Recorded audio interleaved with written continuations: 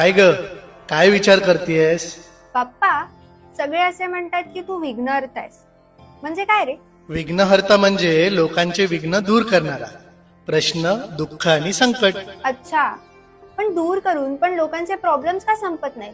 म्हणजे एवढी रडारड आणि पळापळ कशाला? गौरा, एखाद्या झाडाला वाढण्यासाठी जसं पाऊस, वारा, ऊन सगळं लागलं पाहिजे, तसंच माणसालाही संकट लागतात. त्यातूनच तो मजबूत होतो. मग लोक तुझ्याकडे नवस का मागायला येतात?